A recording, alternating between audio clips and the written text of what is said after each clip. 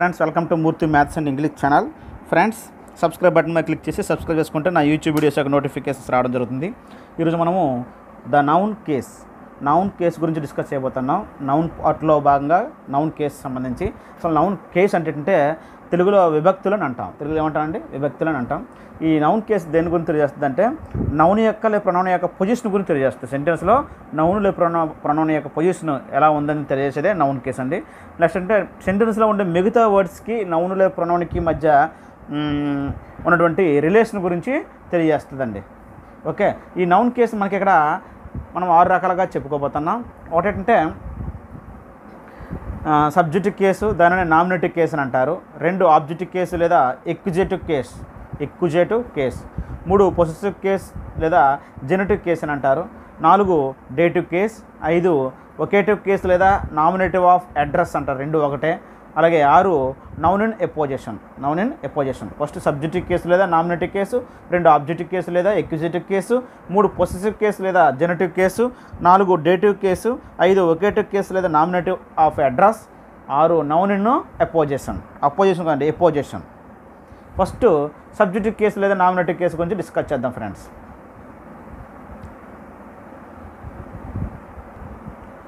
ఇప్పుడు subjective case లేదా nominative case అంటే నౌన్ లేదా ప్రొనౌన్ అనేది సెంటెన్స్లో ఉండే వెర్బ్కి సబ్జెక్టుగా పనిచేసినప్పుడు దానిని సబ్జెక్టివ్ కేసు అంటాము. అంటే when noun are pronoun is used as the subject of A verb. అంటే సెంటెన్స్లో ఉన్న వెర్బ్కి సబ్జెక్టుగా పనిచేసే నౌన్ లేదా ప్రొనౌన్ని సబ్జెక్టివ్ కేసు లేదా నామినేటివ్ కేసు అని అంటాము. అంటే వెర్బ్కి సబ్జెక్టుగా పనిచేసేవన్నీ కూడా సబ్జెక్టివ్ కేసు కానీ నామినేటివ్ కేసు కానీ అవుతాయి. ఓకేనా? ఉదాహరణకి రాము పోస్ట్ ది లెటర్. ఇందులో మనకి వెర్బేట్ అంటే ఇక్కడ పోస్ట్ అండి, పోస్ట్. సో ఇక్కడ మనము దీని సబ్జెక్ట్ ఏంటి? మనకు యాక్చువల్గా సెంటెన్స్ మొదట్లో ఉండేది సబ్జెక్ట్నే మనము డూయర్ అంటాం. సో వెర్బ్కి ముందే ఉంటుందండి, సబ్జెక్ట్ ఇప్పుడు కూడా. ఓకేనా? ఇది సబ్జెక్ట్ ఆఫ్ ది వెర్బ్ ఏంటి ఇక్కడ? రామ్. ఒకవేళ మనకి సెంటెన్స్లో సబ్జెక్ట్ ఏది అని మనం తెలియాలంటే ఏం చేయాలంటే ఇక్కడ ఉన్నటువంటి వెర్బ్కి ముందు హూ కానీ వాట్ కానీ పెట్టి ప్రశ్నించాలి. వెర్బ్కి ముందు పెట్టాలండి. ఇక్కడ వెర్బ్ ఏంటి? పాస్ట్కి ముందు హూ కానీ వాట్ కానీ పెట్టి ప్రశ్నిస్తే వచ్చే ఆన్సరే మనకి సబ్జెక్ట్ అవుద్ది, అదే సబ్జెక్టివ్ కేసు అవుద్ది. ఉదాహరణకి ఇక్కడ హూ పెడితే who post the letter question ఇస్తే ఏమొస్తుంది ఆన్సర్? రాము. కాబట్టి రాము సబ్జెక్ట్ అవుద్దండి. సబ్జెక్ట్ లేదా సబ్జెక్టివ్ కేసు. ఇది సబ్జెక్ట్ ఎప్పుడు కూడా వెర్బ్కి ముందే ఉంటుంది, సబ్జెక్టివ్ కేసు. నెక్స్ట్ ఇక్కడ చూడండి, స్టార్స్ షైన్ అట్ నైట్. ఇక్కడ వెర్బ్ ఏంటి? షైన్. ఇక్కడ షైన్. వెర్బ్కి ముందు హూ కానీ వాట్ కానీ పెట్టి ప్రశ్నిస్తే వచ్చే ఆన్సరే సబ్జెక్టివ్ కేసు లేదా సబ్జెక్ట్ అవుతుంది. హూ పెట్టలేము, ఎందుకంటే హూ షైన్ అని అనలేము. వాట్ షైన్ అట్ నైట్ అని ప్రశ్నిస్తే ఏమొస్తుంది? స్టార్స్. కాబట్టి ఇది సబ్జెక్ట్ అవుద్దండి, సబ్జెక్ట్ లేదా సబ్జెక్టివ్ కేసు. సో వెర్బ్కి ముందు హూ కానీ వాట్ కానీ పెట్టి ప్రశ్నిస్తే వచ్చే ఆన్సర్స్ సబ్జెక్టివ్ కేసు కానీ సబ్జెక్టులు కానీ అవుతాయి. నెక్స్ట్ అంటే హీ బాట్ ఏ బుక్లో హీ అనేది సబ్జెక్టివ్ కేసు నౌన్ అవ్వచ్చు, ప్రొనౌన్ అవ్వచ్చు. ప్రొనౌన్స్ ఏమన్నా మనకి ఈ, షీ, ఇట్, దే, ఐ, ఉయ్ ఉన్నాయి కదా. కాబట్టి వెర్బ్కి ముందు ఉన్నటువంటి సబ్జెక్టివ్ కేసు అనేది నౌన్ అవ్వచ్చు, ప్రొనౌన్ అవ్వచ్చు. ఇక్కడ బాట్కి ముందు హూ పెట్టి హూ బాట్ ఏ బుక్ అని ప్రశ్నిస్తే ఆన్సర్ హీ వస్తుంది, కాబట్టి ఇది సబ్జెక్టివ్ కేసు అవుద్దండి. కాబట్టి ఇప్పుడు కూడా సబ్జెక్టివ్ కేసు అనేది వెర్బ్కి ముందే ఉంటుంది. ఓకేనా? నెక్స్ట్ అండి ఆబ్జెక్టివ్ కేసు లేదా ఎక్యుజేటివ్ కేసు. ఇక్కడ ఆబ్జెక్టివ్ కేసు అనేది అంటే ఇక్కడ it is a noun are pronoun. ఇది కూడా నౌన్ కానీ ప్రొనౌన్ కానీ అవ్వచ్చు. It is a object of the verb.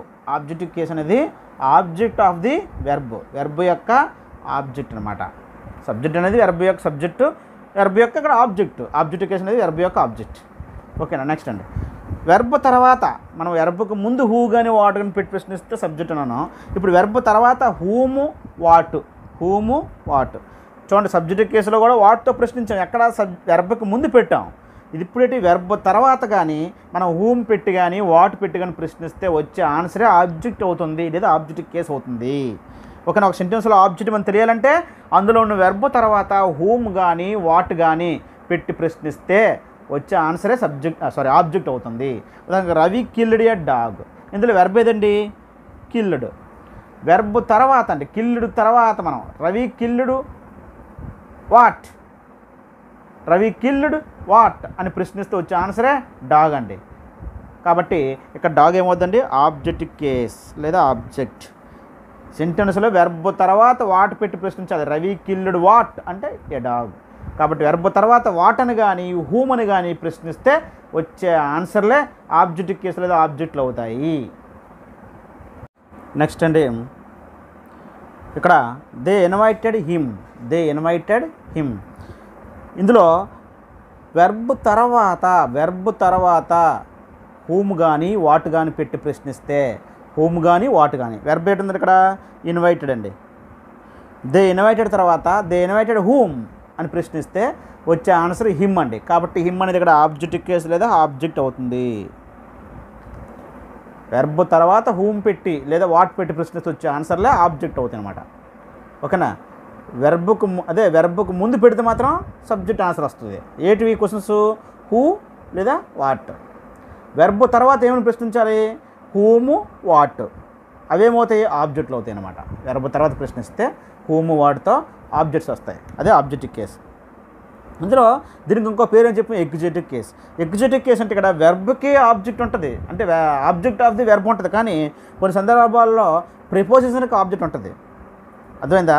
It is object of the preposition వచ్చినప్పుడు దాన్ని ఎగ్జిక్యూటివ్ కేస్ అని అంటాం. అది ఎలాగంటే ఉదాహరణకి హీ వెంట్ టు లండన్. ఇక్కడ లండన్ అనేది వెర్బ్కి ఆబ్జెక్ట్ కాదు, ఇక్కడ ఉన్న ప్రిపోజిషన్కి ఆబ్జెక్టు. ఓకేనా. ఈ వెంట హూమ్ అని ప్రశ్నిస్తే రాదు ఆన్సరు. అలాగే ఈ వెంట వాట్ అని ప్రశ్నించిన రాదు, ఈ వెంట వేరని ప్రశ్నిస్తే వస్తుంది ఇక్కడ. కాబట్టి ఇక్కడ ఉన్న ప్రిపోజిషన్ ఏంటంటే టూకి ఇక్కడ ఉన్నటువంటి ఈ లండన్ అనేది ప్రిపోజిషన్కి ఆబ్జెక్ట్ అవుద్ది, వెర్బ్కి అవ్వదు. ఓకేనా. అలాగే ఈ శాట్ ఆన్ ది చైర్. ఇక్కడ చూసినట్లయితే డైరెక్ట్గా వెర్బ్కి మాత్రం ఆబ్జెక్ట్ ఉండదు, కానీ ఇక్కడ ఆన్కి అంటే ప్రిపోజిషన్కి ఆబ్జెక్ట్ చైర్ అనేది ఇక్కడ వెర్బ్కి ఆబ్జెక్ట్ కాదు, ఆబ్జెక్ట్ ఆఫ్ ది ప్రిపోజిషన్కి ఆబ్జెక్ట్ అవుద్ది. ఓకేనా. కాబట్టి ప్రిపోజిషన్కి ఆబ్జెక్ట్ అయినా కూడా ఆబ్జెక్టులుగా కొన్ని సందర్భాలు తీసుకుంటారు, కానీ వెర్బ్కి మాత్రం ఆబ్జెక్ట్ కాదు, ప్రిపోజిషన్కి ఆబ్జెక్ట్. ఓకేనా. అది ఎలా ఉంటుంది అంటే ప్రిపోజిషన్ పక్కన నౌన్ ఆర్ ప్రొనౌన్ ఉంటుంది. టు, ఆన్ అట్ల పక్కన noun are pronoun. To London ఇది ప్రిపోజిషను, ఇది నౌను. ఆన్ ద చైర్ ఇది ప్రిపోజిషను, నౌను. ప్రిపోజిషన్ పక్కన నౌన్ ఉంటే అది ప్రిపోజిషనల్ ఆబ్జెక్ట్, అంటే ఏమవుతుందంటే ప్రిపోజిషన్ యొక్క ఆబ్జెక్ట్ అవుతుంది, వెర్బ్కి మాత్రం కాదు. అలాంటి కేసుని ఏమంటామంటే ఎగ్జిక్యూటివ్ కేస్. ఎందుకంటే వీటిని వెర్బ్ తర్వాత హూమని ప్రశ్నించినా వాటిని ప్రశ్నించినా ఆన్సర్లు రావు, వేరేని ప్రశ్నిస్తే వస్తాయి. కాబట్టి యాక్చువల్గా అయితే ఇది టోటల్ అంతా కూడా ఏమవుద్ది, యాడ్వర్బ్ అవుద్ది. మనం ఆల్రెడీ యాడ్వర్బ్ సంబంధించిన లిస్టులో కూడా చెప్పుకున్నాం. ఈ వెంట్ వేర్ అంటే టు లండన్ అంతా కలిపి యాడ్వర్బ్ అవుద్ది. అలాగే ఈ sat where on the chair అంతా కలిపి ఏమవుద్దండి, యాడ్వర్బ్ అవుద్ది, యాడ్వర్బ్ ఆఫ్ ప్లేస్ అవుద్ది. ఇది యాడ్వర్బ్ ఆఫ్ ప్లేస్, రెండు యాడ్వర్బ్ ఆఫ్ ప్లేస్లే. కానీ ఇక్కడ లండన్ అనేది మాత్రము ఆబ్జెక్టే, కానీ దేనికి ఆబ్జెక్టు, ప్రిపోజిషన్కి object, object of the preposition. Chair కూడా ఆబ్జెక్ట్ కానీ వెర్బ్కి కాదు, దేనికి ప్రిపోజిషన్కి, ఆబ్జెక్ట్ ఆఫ్ ది ప్రిపోజిషన్, ఆన్కి ఆబ్జెక్ట్ ఇది. ఓకే ఫ్రెండ్స్, ఈ విధంగా దీన్ని ఏమంటామంటే ఎగ్జిక్యూటివ్ కేస్. ఇలాంటి సందర్భాల్లో ఆబ్జెక్ట్ వస్తే ప్రిపోజిషన్కి ఆబ్జెక్ట్ కానీ ఉన్నట్లయితే ఎగ్జిక్యూటివ్ కేస్ అని అంటారు. సో మీరు ఇక్కడ ఒక విషయం అబ్జర్వ్ చేయాలి. ఇక్కడ వెర్బ్ ఉంది కదా, వెర్బ్కి ఇది ఆబ్జెక్ట్ అవ్వలేదు కాబట్టి ఇది ట్రాన్సిటివ్ వెర్బ్ కాదు. ఇక్కడ ట్రాన్సిటివ్ వెర్బ్ అయింది అవ్వాలంటే తప్పనిసరిగా దానికి ఆబ్జెక్ట్ ఉండాలి. ఆబ్జెక్ట్ డిమాండ్ చేస్తే ట్రాన్సిటివ్ వెర్బ్. ఇక్కడ వెర్బ్కి ఇక్కడ ఆబ్జెక్ట్ రాలేదు, ప్రిపోజిషన్కి ఆబ్జెక్ట్ వచ్చింది కాబట్టి ఇది వెంట్ అనేది ఇంట్రాన్సిటివ్ వెర్బ్, షాట్ అనేది కూడా ఇంట్రాన్సిటివ్ వెర్బే. ఇక్కడ వెర్బ్కి ఆబ్జెక్ట్ చెప్పలేదు, ఇక్కడ వెర్బ్కి ఆబ్జెక్ట్ రావట్లేదు, డిమాండ్ చేయట్లేదు, ప్రిపోజిషన్కి ఆబ్జెక్ట్ వచ్చింది కాబట్టి ఇవి ఇంట్రాన్సిటివ్ వెర్బులు అవుతాయి. ఎప్పుడైతే వెర్బ్కి ఆబ్జెక్ట్ వస్తుందో, వెర్బ్ తర్వాత హూమ్ అని వాటిని ప్రశ్నిస్తే ఆన్సర్ వస్తుందో అప్పుడు మాత్రమే ఆ వెర్బు ట్రాన్సిటివ్ వెర్బ్ అవుద్ది. ట్రాన్సిటివ్ ఇంట్రాన్సిటివ్ వెర్బులు మనం చెప్పుకున్నాం ఆల్రెడీ వీడియోలో. ఓకే ఫ్రెండ్స్, ఇది ఎగ్జిక్యూటివ్ కేస్. పొసెసివ్ కేస్ లేదా జెనిటివ్ కేస్ అండి. పొసెసివ్ కేస్ లేదా జెనిటివ్ కేస్. పొసెసివ్ కేస్ అంటే ఇంకేం లేదండి, ఓనర్షిప్ లేదా possession. It is used to show ownership or possession. ఓకేనా. It is formed by adding apostrophe S అంటాం కదా. ఎఫాస్ట్పిఎస్ అనేది యాడ్ చేయడం ద్వారా, నౌన్కి యాడ్ చేయడం ద్వారా ఈ పొసెసివ్ కేస్ అనేది వస్తుంది. నౌన్కి పొసెసివ్ కేస్ ఎలాగ వస్తుందంటే ఎఫాస్ట్పిఎస్ యాడ్ చేయడం ద్వారా వస్తుంది. సో తర్వాత వీడియోలో పొసెసివ్ కేసు సంబంధించి ప్రత్యేకించి ఒక వీడియో చేస్తాను. దాని మీద ఎక్కువగా బిట్లు వచ్చే అవకాశం ఉన్నాయి. ఈ నౌన్ కేసెస్లో పొసెసివ్ కేసు ఎక్కువ ఇంపార్టెంట్. ఓకేనా? ఉదాహరణగా దిస్ ఈజ్ రామ్స్ బైక్. ఇక్కడ నౌన్కి ఎఫాస్ట్పిఎస్ పెట్టాడు అంటే రామ్స్ అంటే ఓనర్షిప్, రామ్ యొక్క బైక్ అని అర్థం. దాన్ని ఎరవచ్చు ద బైక్ ఆఫ్ రామ్ అని అర్థం. రామ్స్ బైక్ అంటే ద బైక్ ఆఫ్ రామ్ అని అర్థం. ఉదాహరణకి బాయ్కి పొసెసివ్ అవుతుంది బాయ్స్ ఎఫాస్ట్పిఎస్, బుక్కి బుక్స్, మ్యాన్కి మ్యాన్స్. అలాగే ప్లూరల్ నౌన్స్ ఇచ్చినటువంటి బాయ్స్, ప్లూరల్ నౌన్స్కి ఎఫాస్ట్పిఎస్ రాదండి, చివరిని ఎఫాస్ట్పి మాత్రమే వస్తుంది. తర్వాత పొసెసివ్ కేసు సంబంధించి వీడియో చేస్తాను, అందులో ఇవన్నీ కూడా మీకు వివరంగా చెప్పడం జరుగుతుంది. ప్రజెంటెడ్ పొసెసివ్ కేసు అంటే నౌన్కి చివరిని ఎఫాస్ట్పిఎస్ చేరిస్తే వచ్చేది పొసెసివ్ కేసు. అది ఓనర్షిప్ లేదా పొసెషన్ తెలియజేస్తుంది. నెక్స్ట్ డేటివ్ కేస్ అండి. డేటివ్ కేస్ తీసుకున్నట్లయితే it is a indirect object of the verb. ఇది డేటివ్ కేస్ అనేది indirect object of the verb. అంటే ఒక సెంటెన్స్లో 2 ఆబ్జెక్టులు ఉన్నప్పుడు అందులో ఉండే ఇండైరెక్ట్ ఆబ్జెక్ట్ని డేటివ్ కేస్ అంటాము. డైరెక్ట్ ఆబ్జెక్ట్ ఎలాగో కూడా మనకి ఆబ్జెక్టివ్ కేస్ అవుద్ది. కానీ ఇండైరెక్ట్ ఆబ్జెక్ట్ వచ్చిందనుకోండి దాన్ని ఏమంటామంటే డేటివ్ కేస్ అంటాం. ఉదాహరణకి I gave Geeta a book. Object dative case అనేది ఆబ్జెక్ట్ని తెలియజేస్తుంది. ఏ ఆబ్జెక్ట్ని? ఇండైరెక్ట్ ఆబ్జెక్ట్ని తెలియజేస్తుంది. ఇప్పుడు ఆబ్జెక్ట్ తెలియాలంటే వెర్బ్ తర్వాత ఏమని ప్రశ్నించాలి? ఐ గేవ్ హూమ్ అంటే గీత అని ఆన్సర్ వస్తుంది. ఇదో ఆబ్జెక్ట్. ఐ గేవ్ హూమ్ అంటే ఎవరికి ఇచ్చాం? గీతకి. ఐ గేవ్ వాట్ అంటే ఈ బుక్ అని ఆన్సర్ వస్తుంది. హూమ్ అని ప్రశ్నిస్తే ఒక ఆబ్జెక్ట్ వచ్చింది, వాటిని ప్రశ్నిస్తే మరొక ఆబ్జెక్ట్ వచ్చింది. దేని తర్వాత అంటే వెర్బ్ తర్వాత ప్రశ్నిస్తేనే హూమ్తో వాటితో ఆబ్జెక్టులు వస్తాయని చెప్పాం కదా ఆల్రెడీ. కాబట్టి ఐ గేవ్ తర్వాత హూమ్ అని పెడితే గీత అని ఆన్సర్ వచ్చింది. ఐ గేవ్ వాట్ అని ప్రశ్నిస్తే బుక్ అని వచ్చింది. కాబట్టి ఇక్కడ 2 ఆబ్జెక్టులు ఉన్నాయి. ఇందులో లివింగ్ థింగ్, ఇందులో ఏంటంటే మనకి లివింగ్ థింగ్ అంటే పర్సన్స్ కానీ యానిమల్స్ కానీ జంతువులు కానీ లివింగ్ థింగ్స్ ఏమైనా ఉన్నట్లయితే అవి ఇండైరెక్ట్ ఆబ్జెక్టులు అవుతాయి. ఇండైరెక్ట్ ఆబ్జెక్టులు. నాన్ లివింగ్ థింగ్ వచ్చినట్టు అనుకున్నట్టు ఇక్కడ డైరెక్ట్ ఆబ్జెక్ట్ అవుతుంది. డైరెక్ట్ ఆబ్జెక్ట్ 2 ఆబ్జెక్టులే కానీ లివింగ్ థింగ్స్ ఏమైనా వచ్చినట్లయితే అవి ఇండైరెక్ట్ ఆబ్జెక్టులు. అందులో నాన్ లివింగ్ థింగ్స్ వస్తే డైరెక్ట్ ఆబ్జెక్ట్ అవుతుంది అనమాట. 2 ఆబ్జెక్టులు ఉన్నప్పుడు ఈ ఇండైరెక్ట్ ఆబ్జెక్ట్ ఉంది కదా లివింగ్ థింగ్స్, వీటినే డేటివ్ కేసు అని అంటారు. కాబట్టి గీత అనేది డేటివ్ కేసు. అయితే ఇక్కడ బుక్ అయితే మామూలుగా ఇక్కడ బుక్ అయితే ఏమవుద్ది? యాక్చువల్గా డైరెక్ట్ ఆబ్జెక్ట్ అవుద్ది. గీత అనేది ఇండైరెక్ట్ ఆబ్జెక్ట్. ఇలాగే ఒక సెంటెన్స్లో 2 ఆబ్జెక్టులు ఇచ్చినప్పుడు అందులో ఉండే ఇండైరెక్ట్ ఆబ్జెక్ట్నే డేటివ్ కేసు అని అంటారు. డైరెక్ట్ ఆబ్జెక్ట్ అనేది ఏమవుద్ది అప్పుడు? యాక్చువల్గా ఆబ్జెక్టివ్ కేసు ఆబ్జెక్ట్ అవుద్ది. 2 ఆబ్జెక్టులే కానీ 2 ఆబ్జెక్టులు ఇచ్చినప్పుడు సెంటెన్స్లో ఉండే నాన్ లివింగ్ థింగ్స్ అయినటువంటి ఆబ్జెక్ట్ని ప్రత్యేకించి డేటివ్ కేస్ అని అంటారు. ఓకేనా?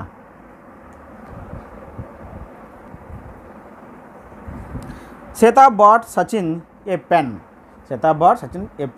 ఇక్కడ కూడా చూడండి, సీతా బాట్ తర్వాత హూమ్ అని ప్రశ్నిస్తే సచిన్ అని ఆన్సర్ వస్తుంది. కాబట్టి లివింగ్ థింగ్ అంటే పర్సన్స్ వచ్చాయి కాబట్టి ఏమొచ్చింది? Indirect object. Sita bought what అని ప్రశ్నిస్తే ఏ పెన్ ఆన్సర్ వచ్చింది. ఇది కూడా ఆబ్జెక్టే కాకపోతే direct object, non living thing.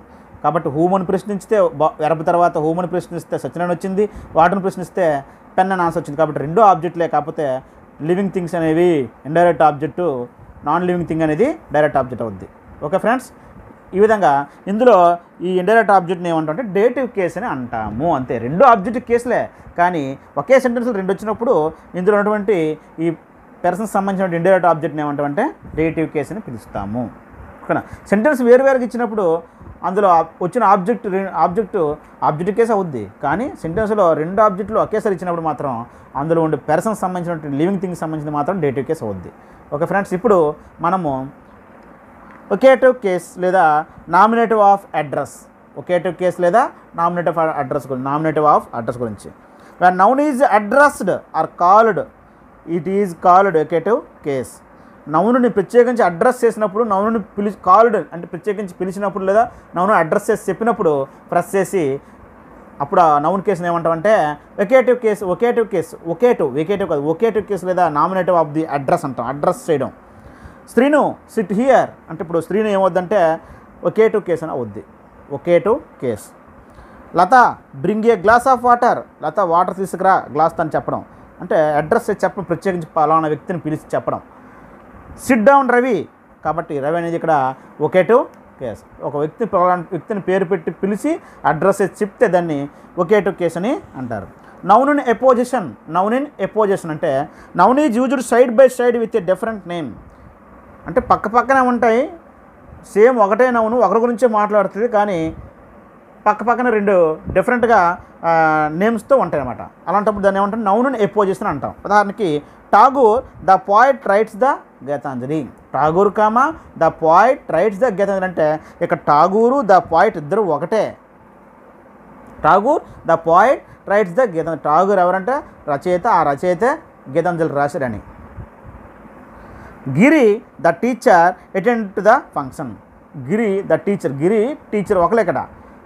గిరి అంటే గిరి అనే టీచరు ఫంక్షన్కి వచ్చిన అర్థం. దాన్ని రెండు నౌన్ల కింద పక్క పక్కన రాసి వేరువేరుగా చూపిస్తారనమాట. దాన్ని నౌన్ ఇన్ ఎపోజిషన్ అంటాం. ఓకేనా, సైడ్ బై సైడ్ ఉంటాయి, డిఫరెంట్ నేమ్స్తో ఉంటాయి, కానీ రెండు ఒకరి గురించి మాట్లాడతాయి. అలాంటప్పుడు ఏమంటామంటే, అలాంటి సిచ్యువేషన్ని, అలాంటి పొజిషన్ ఏమంటామంటే నౌన్ ఇన్ ఎపోజిషన్ అంటాం. గిరి టీచర్ ఒకరే. Giri the teacher attended to the function. Giri the teacher అంటే గిరి అనే టీచర్ ఫంక్షన్కి అటెండెడ్ అని. అలాగే పక్క పక్కన ఉంటాయి నౌన్స్, డిఫరెంట్ నేములతో ఉంటాయి. ఇలాంటి పొజిషన్ ఏమంటామంటే నౌన్ ఇన్ ఎపోజిషన్ అని అంటాం. ఇది సార్ నౌను కేసు సంబంధించి వీడియో ఫ్రెండ్స్. తర్వాత మీకు డిఎస్సి పర్పస్, టెట్ పర్పస్లో పొసెసివ్ కేసు నౌన్ సంబంధించి అపాస్ట్రఫీకి సంబంధించి వీడియో చేస్తాను, చాలా ఇంపార్టెంట్. ఓకే ఫ్రెండ్స్, ఈ వీడియో మీకు నచ్చినట్లయితే లైక్ బటన్ మీద లైక్ చేయండి. అలాగే కామెంట్ బాక్స్లో డౌట్స్ ఉంటే ఎంటర్ చేయండి. ఓకే ఫ్రెండ్స్, తప్పనిసరిగా నా ఛానల్ని సబ్స్క్రైబ్ చేసుకుంటారని భావిస్తున్నాను. Thank you.